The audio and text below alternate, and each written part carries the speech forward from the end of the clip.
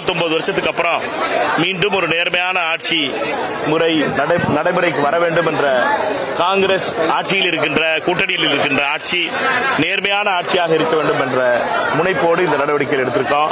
எங்களுடைய அமைச்சர்கள் திரு சுற்றுலாத்துறை அமைச்சர் திரு ராஜேஷ்குமார் அவர்களும் இன்னைக்கு இந்த உறுதிமொழி எடுத்திருக்காரு.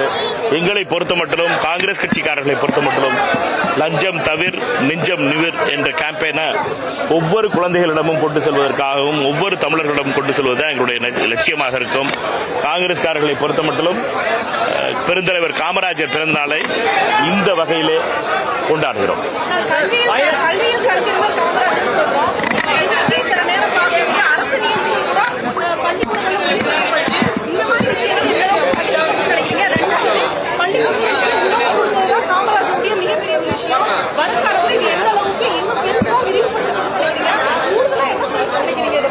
பெருந்தலைவர் காமராஜனுடைய மிக முக்கியமான அடையாளங்கள் ஒன்று பள்ளிக்கல்வியை பொறுத்த மட்டும் சாமானிய படிக்கின்ற ஏழை மக்களை பள்ளிக்கூடத்துக்கு வர வைக்கிறதுக்காகவும் தமிழ்நாடு முழுவதும் பள்ளிகளை தொடங்குவதற்காக ஓராசிரியர் பள்ளிகளை தொடங்கினார் காமராஜர்.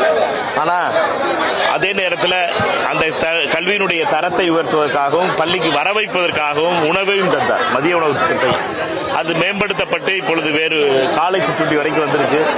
இது யார் செஞ்சாலும் சரி, இந்த புண்ணியம்ங்கிறது ரொம்ப முக்கியமானது. வருங்கால சந்ததியினை பள்ளிக்கூடத்துக்கு வர வைக்கிறது என்பதும் அவர்களுடைய கல்வியில நாட்டத்தை உருவாக்குவது என்பதும் அரசாங்கத்தினுடைய கடமை.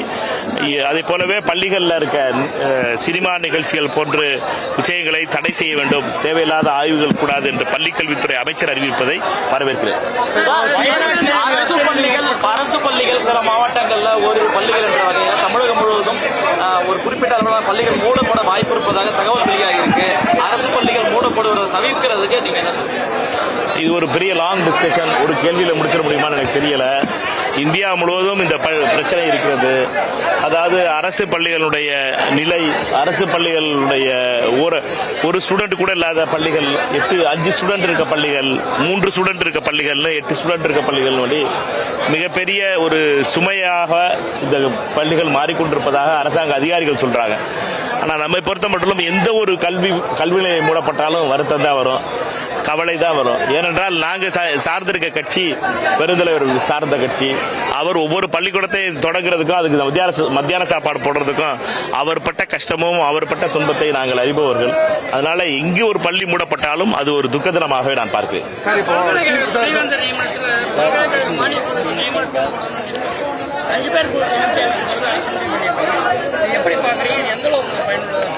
உயர்கல்வித்துறை அமைச்சர் உங்கள்கிட்ட அதை பத்தி பேசுவாரு, அதை பேச சொல்றேன். திமுக தலைவர் ஸ்டாலின் நினைச்சா இந்த ஆட்சி முடிவுக்கு கொண்டு வந்துடலாம் அப்படின்னு சொல்லிட்டு அதிமுக முன்னாள் ராஜேந்திர விமர்சனம் பண்ணிருக்காரு. இது எப்படி பாக்குறீங்க? இன்னும் ராஜேந்திர பாலாஜி அடங்கலையா? எத்தனை தடவை தோத்தாலும் அடங்க மாட்டேன்னா என்ன அர்த்தம்? எத்தனை தடவை ராஜபாளையத்தில் 4 சாத்து சாத்துறாங்க, சிவகாசியில் 4 சாத்து சாத்திருக்காங்க, 3வது இடம் வாங்கியிருக்கோம், இன்னமும் அடங்கலையே. சார், இன்னொன்று இந்த ரீல் லீடர்ஸ் இந்த அண்ணாமலை நடைபெற்ற அந்த பிரச்சாரத்தை பொறுத்தவரையுமே அதிமுகவும் சரி மற்றவங்க விமர்சனம் பண்ணாலுமே ஆளுங்கட்சி கொஞ்சம் பாசிட்டிவாக பேசியிருக்காரு. இப்போ உங்க காங்கிரஸ் கட்சியில் புதிய அமைச்சர் வந்திருக்காங்க, அவனை அழுத்தி விடாம தூக்கி விட தான் பார்க்கணும்னு சொல்லிட்டு ஆளுங்கட்சி பாசிட்டிவாக பேசியிருக்காரு. இது எப்படி பார்க்குறீங்க? இதெல்லாம் RSS ஸ்ட்ராட்டஜி. அவர் முதல் சேவகன்ல ஆரம்பிச்சு அதுக்கு RSSல அப்படியே நீங்க மாத்தினீங்கன்னா சர்வ சச்சாலக்குன்னு வரும். RSS தமிழாக்கம் தான் அவர் பண்ணிக்கிட்டு இருக்க அரசியல். இந்த அரசியல் மிக மிக டேஞ்சரஸான அரசியல். தமிழர்களுக்கு நான் வேண்டுவதெல்லாம் போலிகளை கண்டு ஏமாந்து விடாதீர்கள். போலிகளை கண்டு நம்மளை ஏமாத்துறதுக்கு பல வகையில நம்மை பற்றிய பிரச்சனைகளை பேசுவதற்காகவும் மோதி பண்ணிருக்க. அதே தான் உங்க அம்மா பேர்ல ஒரு மரம் நடுன்னு சொல்லியிருக்காரு. 50 லட்சம் மரம் தமிழ்நாட்டில் நடக்க போறோம்ங்கிறாங்க. அதே பேர்ல இன்னொரு ப்ரோக்ராம் இன்னொருத்தர் அனௌன்ஸ் பண்ணியிருக்காரு.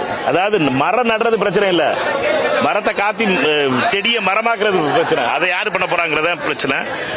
வெறும் விளம்பரத்திற்காகவும் நல்ல விஷயங்களை மட்டும் நாங்க பண்ணோம்னா நல்லவர்கள் நினைச்சிருவாங்க.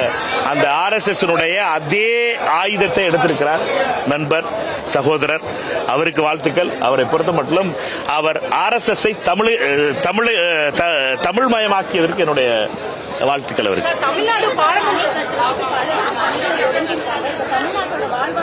பாதிக்கப்பட்டிருக்கு. அதுல உங்களோட நிலைப்பாடு என்ன? மிக தெளிவான நிலைப்பாடு காங்கிரஸ் தமிழ்நாடு காங்கிரஸ் கமிட்டியுடைய செயற்குழு மிக தெளிவாக சொல்லுது. எங்களை பொறுத்த மட்டும் இந்த மேகதாது அணை என்பது தமிழகத்தினுடைய ஜீவாதார பிரச்சனையை ஆக இருக்கின்ற காவிரியில விவசாயத்தை அழித்துவிடும். இது நடக்கக்கூடாது. தமிழக அரசினுடைய அனுமதி இல்லாமல் மத்திய அரசு இதற்கு அனுமதி கொடுக்கக்கூடாது. இது 3 பேர் சம்பந்தப்பட்டதுதான். ஒன்று கர்நாடகம், தமிழ்நாடு, மத்தியில் இருக்க மோடியினுடைய அனுமதி இல்லாமல் இது நடத்த முடியாது.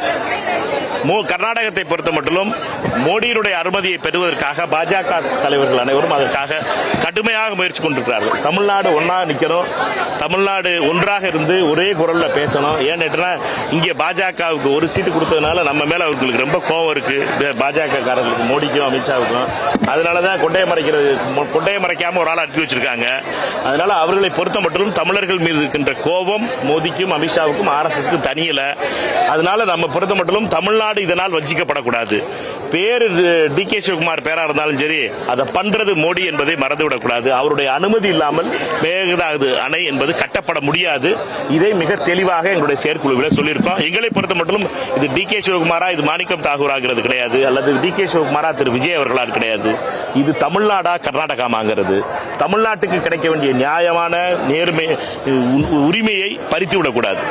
உச்சநீதிமன்றம் சொல்லியிருக்கு 2018 இதற்காக மத்திய நீர்நிலை ஆணையம், காவிரி மேலாண்மை ஆணையம் சரியான முடிவெடுக்கணும். நம்மை பொறுத்த மட்டும் வறட்சி காலங்களில் இப்ப குறுவை சாகுபடி தொடங்க வேண்டிய நேரத்தில் தண்ணி திறந்து விடல கர்நாடக அரசு. இதை உடனடியாக தொடர்ந்து விட சொல்லணும். இது எல்லாம் மிக மிக முக்கியமானது. இதுல அரசியல் செய்யக்கூடாது என்னுடைய காங்கிரஸ் தேசிய கட்சியினுடைய நிலை என்ன?